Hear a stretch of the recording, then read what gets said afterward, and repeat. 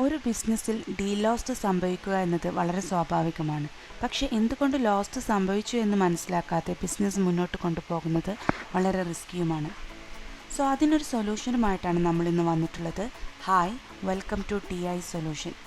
ഇവിടെ നിങ്ങൾക്ക് മുന്നിൽ സെയിൽസ് ഡാഷ്ബോർഡിലെ lost deal by reasons, lost deal value by reasons എന്ന ഡാഷ്ബോർഡ് കമ്പോണൻറ്റ് കാണാം. ലോസ്റ്റ് ഡീൽ ബൈ റീസൺസ് എന്നീ പൈ ചാർട്ടിൽ നിന്ന് ഏതെല്ലാം റീസൺ കൊണ്ടാണ് ഡീൽ ലോസ്റ്റ് സംഭവിക്കുന്നത് എന്ന് ക്ലിയർ ആയിട്ട് മനസ്സിലാക്കാൻ സാധിക്കും.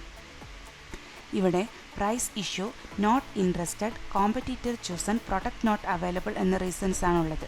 അതിൽ പ്രൈസ് ഇഷ്യൂ എന്ന റീസൺ കൊണ്ട് 2 ഡീലോളം ലോസ്റ്റ് സംഭവിച്ചിട്ടുണ്ട്, 40%.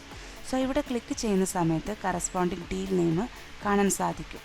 അതേസമയം lost deal value by reason എന്നീ ചാർട്ടിൽ നിന്ന് ഒരേ സമയം തന്നെ എത്ര ഡീൽ ലോസ്റ്റ് സംഭവിച്ചിട്ടുണ്ട്, അതിൽ നിന്ന് എത്ര റവന്യൂ ലോസ്റ്റ് സംഭവിച്ചിട്ടുണ്ട്, ഏതെല്ലാം റീസൺ കൊണ്ടാണ് ഇങ്ങനൊരു ലോസ്റ്റ് സംഭവിച്ചത് എന്ന് ക്ലിയർ ആയിട്ട് മനസ്സിലാക്കാൻ സാധിക്കും. സോ ഇവിടെ കോമ്പറ്റീറ്റർ ചൂസൺ എന്ന റീസൺ കൊണ്ട് ഒരു ഡീൽ മാത്രമാണ് ലോസ്റ്റ് ആയിട്ടുള്ളത്. പക്ഷേ അതിൽ നിന്നാണ് ഏറ്റവും കൂടുതൽ 4 lakh റവന്യൂ ലോസ്റ്റ് സംഭവിച്ചിട്ടുള്ളത്. അതേസമയം പ്രൈസ് ഇഷ്യൂ എന്ന റീസൺ കൊണ്ട് 2 ഡീലോളം ലോസ്റ്റ് ആയിട്ടുണ്ട്. ഇവിടെ നിന്ന് വളരെ ക്ലിയർ ആയിട്ട് നമുക്ക് ടോട്ടൽ 6.3 lakh റവന്യൂ ലോസ്റ്റ് സംഭവിച്ചത് കാണാം. അത് 5 ഡീലിൽ നിന്നാണ് ആ ഒരു ലോസ്റ്റ് സംഭവിച്ചിട്ടുള്ളത്. സോ ഇവിടെ ക്ലിക്ക് ചെയ്യുന്ന സമയത്ത് നമുക്ക് ആ കറസ്പോണ്ടിങ് ഡീലും ഡീൽ എമൗണ്ടും കാണാൻ സാധിക്കും.